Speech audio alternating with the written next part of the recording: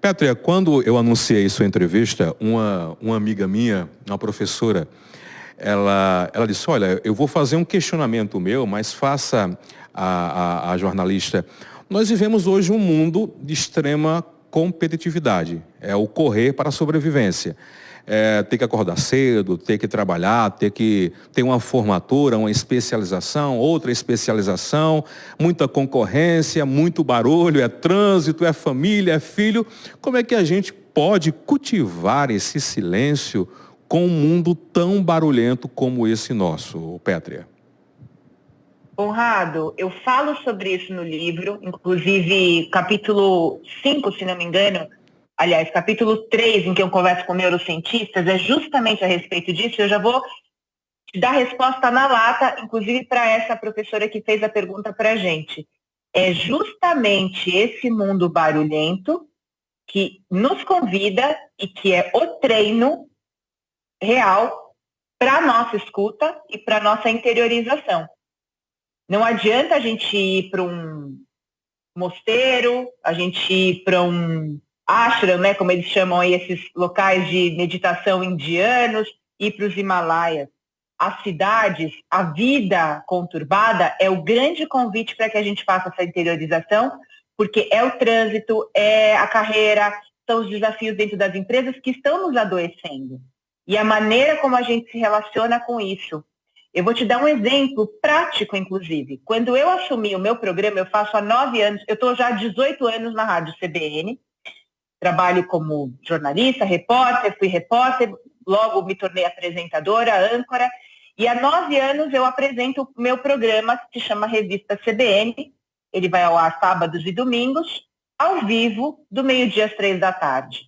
Estou há 9 anos no ar, é um programa de sucesso, de grande audiência, e de grande repercussão, graças a Deus, mas é muito comum, ou era muito comum antigamente, as pessoas falarem, nossa, mas você apresenta um programa de final de semana, e acharem estranho.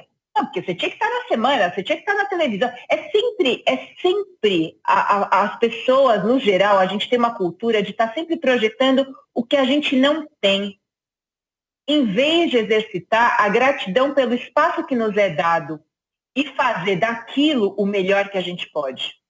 Então, o meu convite, inclusive essa é a resposta, quando a gente está sempre colocando fora a meta, fora de nós, é voltar para si mesmo e se perguntar e se escutar. O que eu de fato quero? É a forma ou é o conteúdo? E eu, quando alguém me perguntava isso sobre um programa de final de semana, eu falei, eu quero atingir as pessoas, eu quero conversar com as pessoas. Eu lembro que eu falava assim, eu quero conversar com gente igual a minha avó, está em casa, ouvindo rádio, e hoje o programa ele é um grande sucesso justamente com pessoas que querem o quê, Conrado? Conexão. Em meio ao quê? A tanta desinformação. Esse tema da desinformação ele não era tão forte há 9 anos atrás, quando eu assumi o programa. Hoje o programa acabou virando um grande oásis de o quê? Reflexão, de pausa, mas de muita conversa. Então, é uma grande aposta que eu tenho, que eu chamo as pessoas para isso, para a gente se escutar e honrar o que a presença nos traz. Quando a gente faz esse exercício de escuta pessoal, seja por meio da meditação, mas seja por meio da corrida, muitos dos meus entrevistados do livro, eles falam, né? Tem gente que, sei lá, joga tênis, tem gente que corre, tem gente que faz meditação.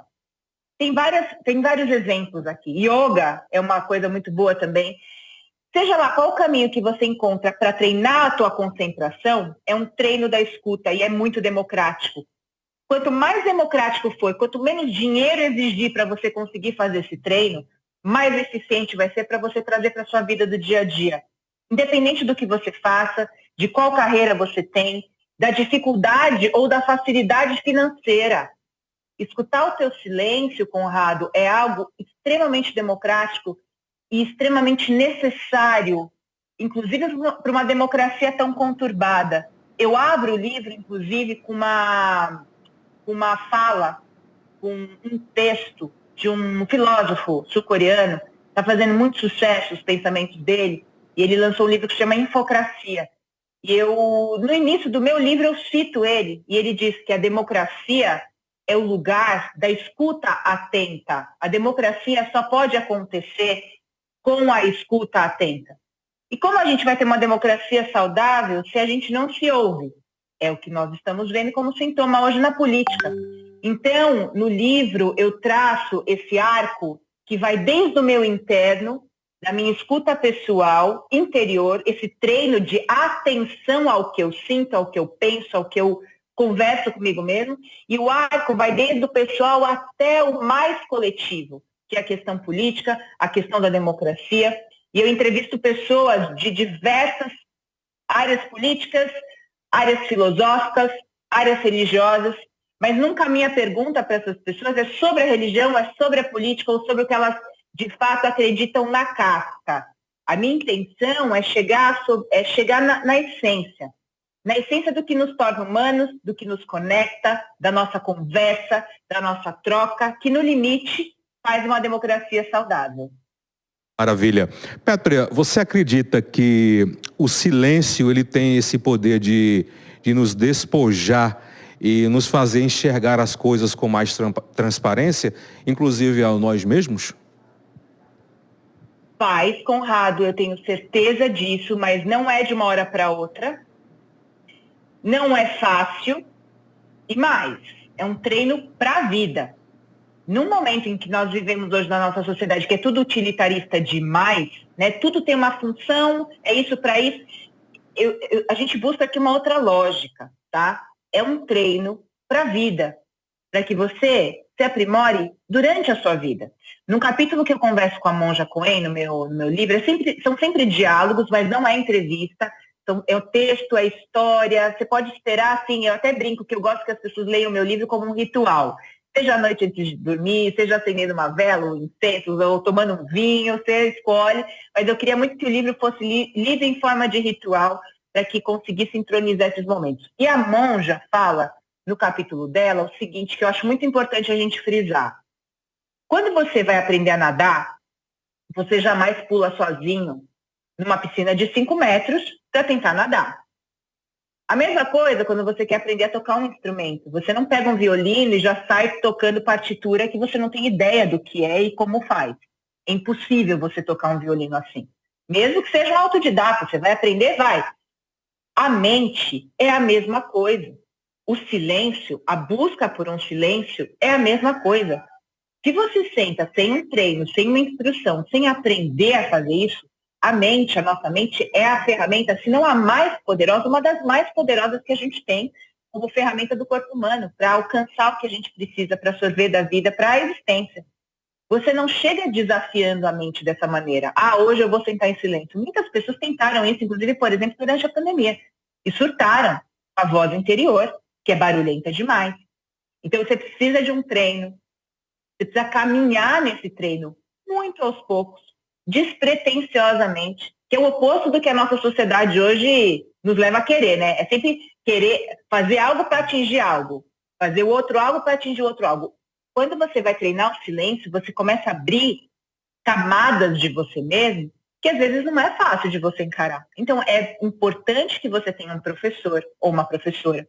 É importante que se vá com calma, para que a gente atinja isso que você me perguntou, essa clareza. Aí sim, com o treino adequado, com a dedicação à disciplina e a não desistência, não desistir de si e desse treino, aí sim você começa a ter mais clareza, mais discernimento, mais capacidade, que é isso que eu acho que é o meu ponto, assim, mais importante.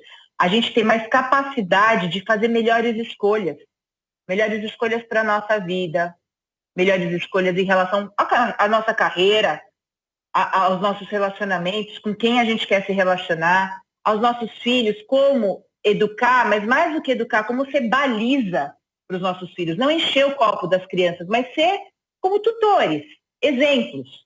Como é que eu posso ser um exemplo para os meus filhos se eu estou na barulheira e eu quero enfiar um monte de regra, um monte de coisa, sendo que nem eu tenho certeza? É muito mais importante a gente ser o exemplo. E aí, nesse sentido, sim, o silêncio ele é uma grande ferramenta, mas para ser treinada com muita seriedade. Não é brincadeira não mexer com a mente, viu? Com certeza. Pétrea, eu vi que você citou aí a Monja Coen, o Pondé, neurocientistas. Quais foram os outros coadjuvantes que você conversou, que te inspirou a escrever o teu livro? Nossa, tem muita gente maravilhosa. Eu conversei com o psicopedagogo Léo Freiman, o educador Léo Freiman, que abre o livro falando sobre a escuta na infância. Eu converso com a neurocientista Cláudia Feitosa Santana, que me fala muito dos caminhos da escuta do ponto de vista físico, né? E ela ensina muito para a gente nesse sentido. Converso com a psicanalista Fernanda Aman para falar um pouco sobre o campo da escuta, como a gente faz como um psicanalista para se escutar e escutar o outro no dia a dia. Eu converso com o psiquiatra Frederico Félix e com o Dr. Mohamed Barakati, que é um médico integrativo que fala muito de alimentação e jejum, né? A escuta do corpo. Inclusive eu conversei com ele hoje em live no meu Instagram, no @PétriaChaves. Eu converso com o Frei Beto, como eu falei aqui já, com o Luiz Felipe Pondé, com a filósofa Lucilena Galvão. Converso com o psicólogo clínico, também meu colunista no Revista CBN, Rossandro Klingen. Converso também com Rodney William, antropólogo e pai de santo. Converso com o professor de yoga, Sagar Kahari, que é indiano e traz para a gente um pouco desse repertório. Converso também com a Mariana Gottfried, que é professora de judaísmo, e com o seu Eli Horn, que é um dos homens mais ricos do Brasil. Ele é dono de uma construtora muito grande que chama Cirela, e ele doou boa parte da fortuna dele em vida, porque escutou o chamado interno, de que a responsabilidade dele com a fortuna dele era transformar o mundo. Ele está aqui para corrigir o mundo na maneira dele, como todos nós, e a maneira dele foi escutando esse chamado para compartilhar.